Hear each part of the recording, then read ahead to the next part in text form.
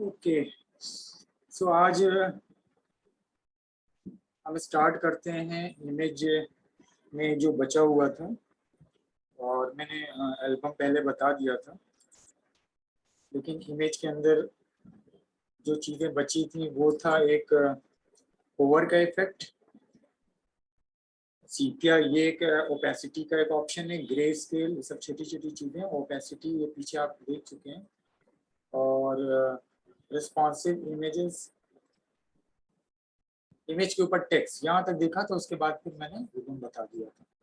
तो सबसे पहले यहाँ पे मैं ये बता रहा हूँ आपको,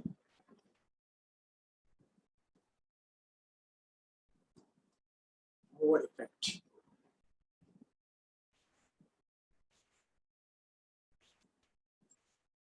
और इसमें माउस का जब होवरिंग होगी, यानी माउस इसके ऊपर लेके जाएंगे, तो तीन तरह से ये होवर हो गए। एक तो ओपेसिटी का ऑप्शन, एक ग्रे स्केल, एक सीपिया। ये जब माउस का वहां पे लेके जाएंगे ये तीनों, और ये तीनों ही अलग अलग ऊपर है, इसलिए मैं तीनों इसमें पहले बता दे रहा हूँ, बाद में ये ओपेसिटी अलग अलग भी देख सकते हैं। सो एक्स्ट्रा इसमें कुछ और ऐसा नहीं है सिवाय इमेज जब आप देंगे इमेज ISRC, उसके अंदर उस फाइल का नाम है, आल्ट है, ये भी कोई नई चीज नहीं है। यहाँ पे बस ये ऑप्शन क्लास ये यूज करेंगे, W3 hover opacity, W3 hover grayscale, W3 hover sepia. तो और कुछ भी नहीं है। यहाँ पे हम ये फाइल लेते हैं, और चूंकि हम कंप्यूटर की इमेज को यूज करेंगे वहाँ ऑनलाइन, वहाँ पे इसलिए नहीं बता रहे हैं कि इमेज वो ऑनलाइन का पाथ देना पड़ेगा, तो वो एक लंबा वो होगा। तो न्यू फाइल लिया, इसको सेव किया, फोल्डर के अंदर 28 है आज, तो मैं किसी के नाम से करता हूँ, और अगस्त वो 28 वो फिर शिवांगी के नाम से करते हैं, शिवांगी HTM, यहाँ पे डिलीट कर देते हैं तो पता चलेगा 28। यहाँ पे फिर हम फाइल का नाम दे देते हैं 22.jpg, आसान सा है तो वो याद भी हो गया है, और 23.jpg, और इसके अंदर कोई ऐसी चीज नहीं है। क्या हो रहा है देखिए, सबसे पहले हम हेडिंग, यहाँ पैराग्राफ हेडिंग भी दे सकते हैं, पैराग्राफ दिया, इमेज दी, उसका क्लास ओवर ओपेसिटी, विड्थ आप पीछे यूज कर चुके हैं, और ये पैराग्राफ इसका पैराग्राफ है। दूसरा इसके अंदर यहाँ पे यूज करते हैं 23, और इसको फिर कर देते हैं sample2.png, ठीक है। एक में ओपेसिटी है, एक में ग्रे स्केल, एक में ये, बाकी कोई ऐसी चीज नहीं है, पीछे आप यूज कर चुके हैं, सो बस इतना सा दे दें।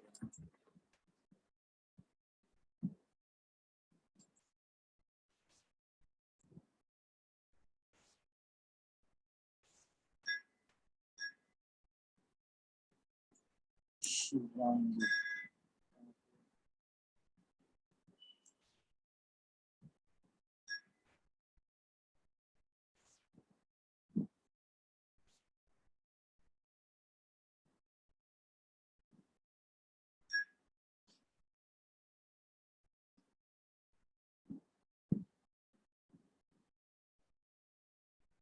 ठीक है, ये आ गया आपका तीनों वो।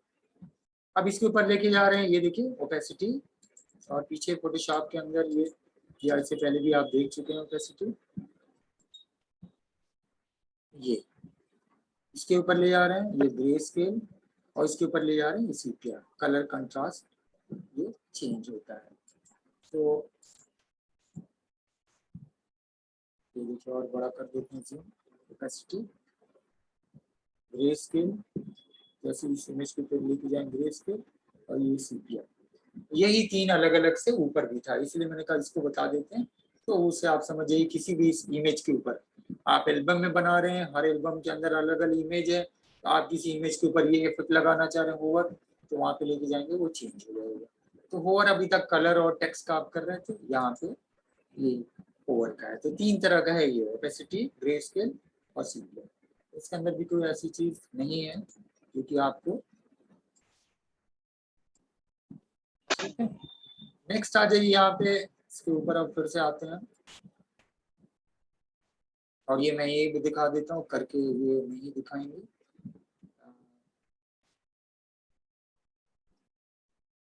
ये ओपेसिटी, अब ओपेसिटी में तीन तरह का है, एक मिनिमम होगा, एक नॉर्मल, एक मैक्सिमम।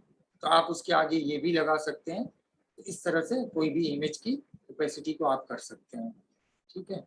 मैं उसी फाइल के अंदर करके कर देता हूँ, मैं दूसरी फाइल यूज करूंगा, इसी के अंदर कर देते हैं, क्योंकि बहुत थोड़े से चेंजेस हैं, तो आप वो उतना चेंजेस समझ रहे हैं, कोई ऐसी चीज नहीं है यहाँ पे।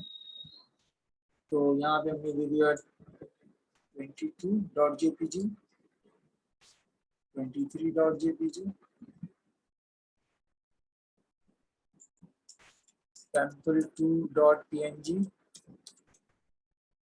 और sample4.png। एक में मिन दिया है, एक में ओपेसिटी दिया हुआ है, ठीक है। और यहाँ पे ये नॉर्मल, इसके अंदर कुछ नहीं है, यहाँ पे देखिए ये नॉर्मल का है। तो नॉर्मल यानी 100%, पूरा जो 100% होगी, इसमें आपका मिनिमम है तो 75% है। ये यहाँ पे W3 ओपेसिटी सिर्फ कुछ नहीं दिया हुआ है, ये 60%, ये 25%, जिसके अंदर मैक्सिमम।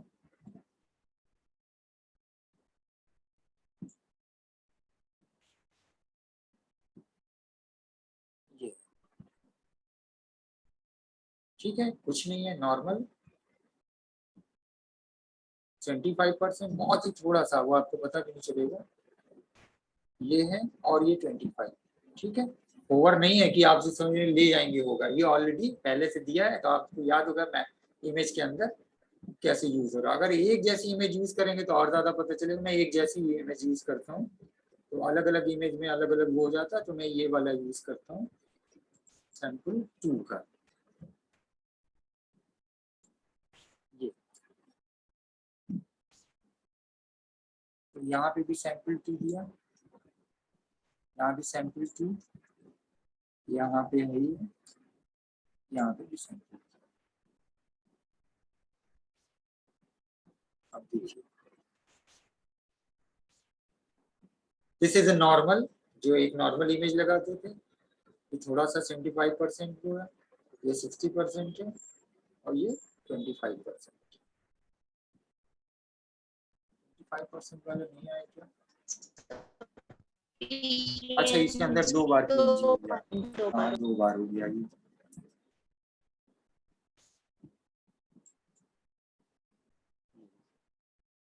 तो ये बहुत ही छोटी सी चीज है, और इसमें कोई बहुत ज्यादा आपको दिमाग लगाना है ना, बट तीनों ऑप्शन वहां पे वो पता होने चाहिए कि ये किस तरह से। तो मिन है, एक नॉर्मल ये ओपेसिटी का दिया हुआ है 60% वो करके, और मैक्स।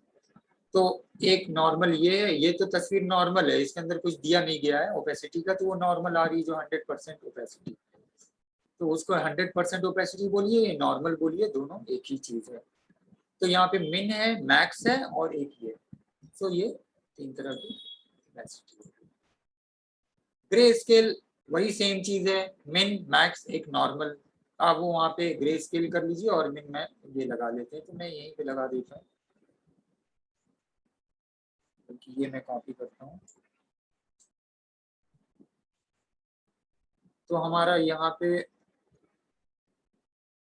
ये दिया हुआ है, और उसके बाद फिर यहाँ पे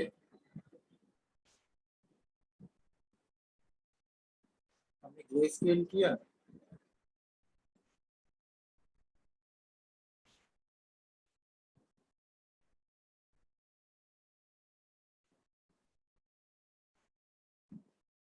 मिन।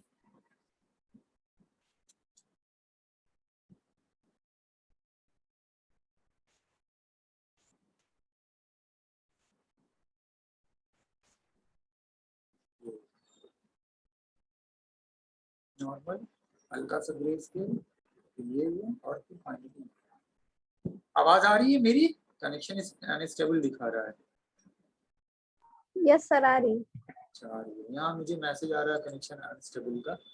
तो ये हो गया ग्रे स्केल का। ये नॉर्मल है, इसके अंदर कुछ ओपेसिटी पे मत जाइएगा, ये यहाँ पे कंटेंट मैंने चेंज नहीं किया है। तो ये नॉर्मल यहाँ पे, उसके बाद ग्रे स्केल किया जिसके अंदर ये है, फिर मिनिमम है, फिर मैक्सिमम है, तो एकदम से ग्रे स्केल होगी। यहाँ पे देखिए हल्का सा है, और ये ग्रे है, और ये नॉर्मल। तो नॉर्मल और मैक्सिमम अगर एकदम ये वाला और ये वाला अगल बगल रखेंगे तो आपको वो डिफरेंस और मैक्सिमम इसका पता चलेगा।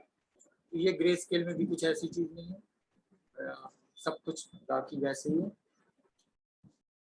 अब आते हैं यहाँ ओपेसिटी। ओपेसिटी भी आप वैसे ही, मतलब उसकी ओपेसिटी मिन मैक्स और वो करनी है जैसे वहां पे होवर में कर रहे थे। तो मिन, मैक्स और एक नॉर्मल, तो W3 ओपेसिटी। तो ये तीन एक जैसा देखिए, समझ जाइए, ओपेसिटी, ग्रे स्केल, और ये इसी तरह सीपिया का, ये तीनों वैसे ही है। आप चाहे तो कॉपी पे लिख लीजिए W3 सीपिया क्लास, और इसके अंदर मिन और मैक्स है। W3 ग्रे स्केल क्लास, इसके अंदर मिन और मैक्स, एक ये है, फिर मिन मैक्स है, और इसी तरह फिर यहाँ पे ओपेसिटी, मिन मैक्स और एक नॉर्मल क्लास। तो ये तीन एक जैसा है, जहाँ पे भी लगाएंगे चीजें। और बाकी इसके अंदर तो ऑप्शनल है, आप ऑप्शनल में जो भी चाहिए यूज करिए। ठीक है, तो ये हमारा एक वो हो गया। अब आते हैं यहाँ पे रिस्पॉन्सिव इमेज में। रिस्पॉन्सिव इमेज, जाहिर सी बात है कि आप एक रिस्पॉन्सिव वेब पेज जैसा वो ऑप्शन आएगा, और उसके लिए मैं इसी पेज के अंदर नई फाइल ही बना रहा हूँ। मैं यहाँ पे sample.png,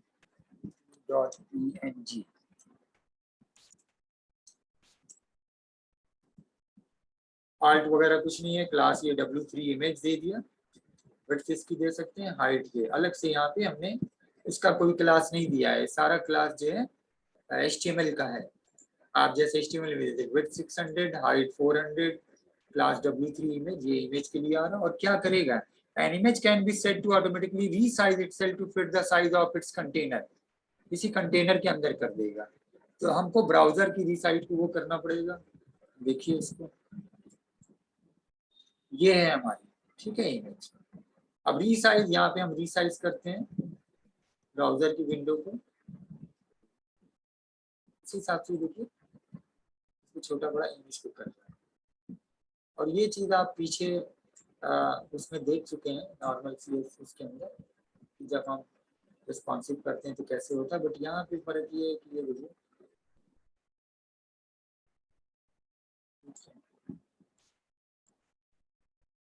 उस हिसाब से एक जनरल इमेज में अगर ये नहीं लगाएंगे तो इसको नहीं करेगा, ये छुप जाएगा वो।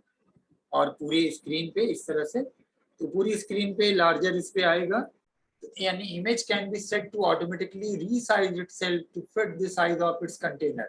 If you want to the image to scale down, if it has no but never scale up, यहाँ पे इससे ज्यादा वो नहीं हो सकता, तो क्लास आप वो करें जो कि ओरिजिनल साइज से। तो W3 क्लास अगर यहाँ पे ये हटा रहे हैं, मान लीजिए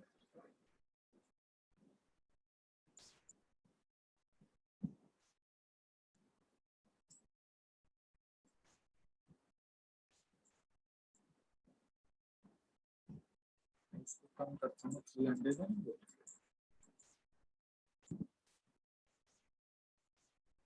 ये 100 है, देखिए ये है, ठीक है, इस तरह से आप।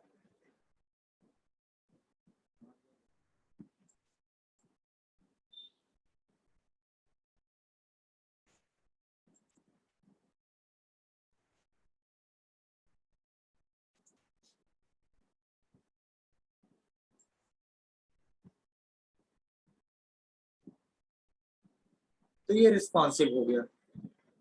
Responsive web RWD web design जो है, आप देख चुके हैं, पढ़ चुके हैं ये, ठीक है। अब ये देखिए इसकी रीसाइज वाला नहीं है, वो हमने हटा दिया वहाँ पे, तो ये उस तरह से नहीं आ रहा। अब यहाँ पे अगर आप इसको रीसाइज करते हैं विंडो पे, तो उस तरह से नहीं होगा। होगा, क्योंकि ये बड़ा होने पे ये नहीं हो रहा है, यहाँ तक तो वो रहेगा, कट रहा है, देखिए ये इतना पोर्शन कट रहा है। तो ये देने से हमारा क्या हुआ,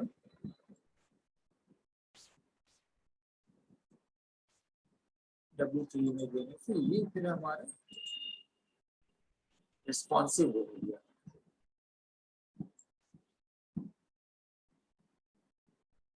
आप जब इसको रिसाइज कर रहे हैं, देखिए उस हिसाब से छोटी हो रही है, देखिए कट नहीं रही हो, जो यहाँ पे ऐसे कट रही थे क्रॉप हो रहा, तो वो नहीं हो रहा।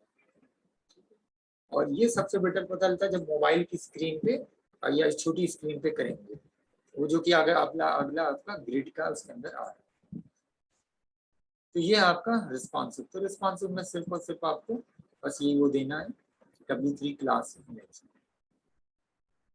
और ये जो हमने हाइट और विड्थ दे दी, ये बाय डिफॉल्ट आ रही है, इसको पहले से बढ़ा लिएगा। अब हम इसको विड्थ कर दे मान लीजिए 800 और ये कर दें हम 600। सॉरी हम यहाँ क्यों कर रहे हैं,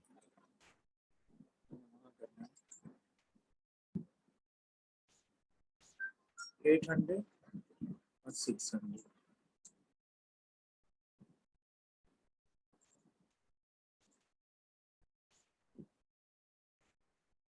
ये हमारा, अब यहाँ पे अगर रिसाइज करते हैं वो डिस्प्ले के लिए स्क्रीन पे, और फिर यहाँ पे उस हिसाब से क्रॉप नहीं चाहिए, तो ये कंप्यूटर पे ही पता चलेगा। मोबाइल की स्क्रीन पे आप इस तरह से इतना रिसाइज का ऑप्शन से नहीं होता है, बट इसको समझ लीजिए बस, खाली इससे ये हो रहा है। तो ये रिसाइज हो गया। इमेज टेक्स्ट आप देख ही चुके थे, तो रिस्पॉन्सिव हो गया आपका, बस सब कॉपी पे। ओपेसिटी आपने देख लिया, रे स्केल देख लिया, सीपिया ये अलग से नहीं देखा, बट इसके अंदर चलिए ये भी देख लीजिए अलग से।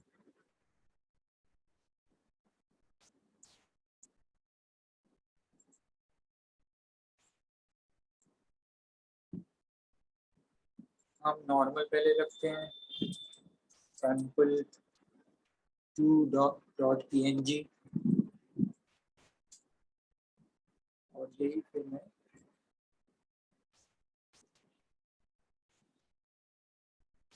कॉपी कर दे रहा हूँ, सारा का सारा उठा के कॉपी पेस्ट कर बनाया गया है।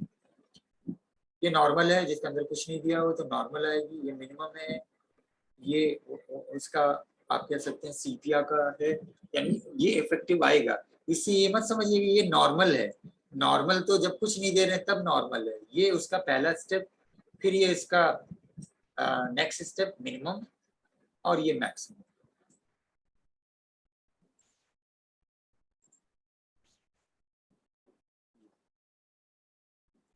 नॉर्मल, मिनिमम, मैक्सिमम, तो तीन तरह का ये नॉर्मल है।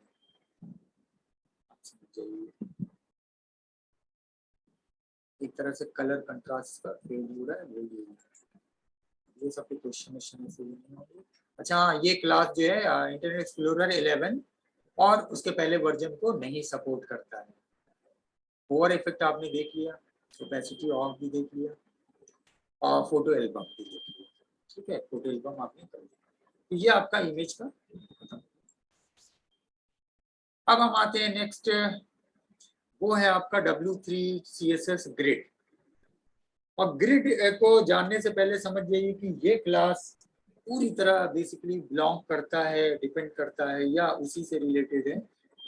वो है आपका RWD रिस्पॉन्सिव। कल मैंने आपको ग्रिड का स्ट्रक्चर दिखाया था।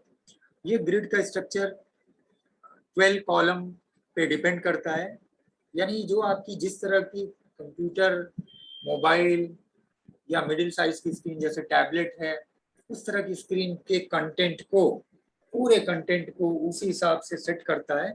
अगर आप उस कंटेंट को यूज करने के लिए ग्रिड का इस्तेमाल कर रहे हैं, तो टोटल 12 कॉलम में वो ग्रिड होती है, और डिपेंड ये करता है आप जैसा यूज कर रहे हैं, वो उसी कॉलम में, उतने कॉलम में इसको सेट कर देता है। आपने पहले सेट कर दिया। इसमें तीन तरह का मेन होता है, कल मैंने बताया था, स्मॉल स्क्रीन, उसके बाद मीडियम स्क्रीन, उसके बाद लार्ज। कल मैंने दिखाया था SML, और उसके आगे उसकी साइज लिखी हुई थी 3 है 4 है जितना आपको देना है, तो वो हम वहाँ पे यूज करते हैं। तो स्मॉल साइज स्क्रीन यूज करते हैं छोटे स्क्रीन जैसे मोबाइल के लिए, मीडियम साइज स्क्रीन करते हैं जैसे टैबलेट के लिए, टैब वगैरह के लिए, और लार्ज स्क्रीन यूज करते हैं जैसे डेस्कटॉप और लैपटॉप की बड़ी वो होती है। तो आप कह सकते हैं कि W3CSS एक ग्रिड स्ट्रक्चर का कॉलम है जो कि 12 कॉलम को सपोर्ट करता है, और हर कॉलम के अंदर जो वो रो होती है, हर रो आप कह सकते हैं, यानी एक रो है तो वो 12 कॉलम में डिफाइन होती है। अब आपका जब आप मोबाइल की पे यूज करेंगे तो वो 12 कॉलम में कितने कॉलम में वो कंटेंट आएगा, कितना वो लेगी, पहली रो लेगी, कितना दूसरी रो लेगी, कितना तीसरी रो लेगी, यही है इसके अंदर। तो ये डिपेंड करता है कि आप किस तरह की स्क्रीन पे वो कंटेंट देख रहे हैं। तो अगर आपने कोई वेब पेज बनाया, मैंने ये बताया था RWD के नोट्स में, देखिएगा कि पहले ऐसा नहीं था। पहले वेब पेज को देखने के लिए बाकायदा आपको मतलब ये एडवाइस किया जाता था, एक तरह से आप उसे देख ही नहीं सकते थे कि आप इतना बड़ा मॉनिटर हो और इस साइज के उस पर आप देख सकते हैं, अदरवाइज वो खुलेगा ही नहीं, दिखेगा नहीं। सोचिए आज का ऐसा नहीं होता तो क्या होता।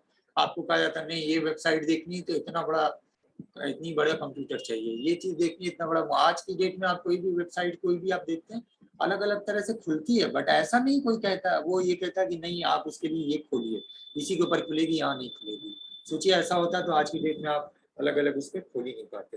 तो लेकिन आप देखते हैं अलग तरह से खुलती है मोबाइल पे, किसी तरह से, जैसे नाइलिट की साइट खोलें तो मोबाइल पे एक अलग तरह से खुलती है। मैं यहाँ पे www.nilit.gv.in खोल रहा हूँ। ये साइट आप कंप्यूटर पे देख रहे हैं तो किस तरह से खुल रही है, और जब ये साइट आप अपने मोबाइल पे देखते होंगे, ओपन करते होंगे, तो आपने देखा होगा किस तरह से खुलती है।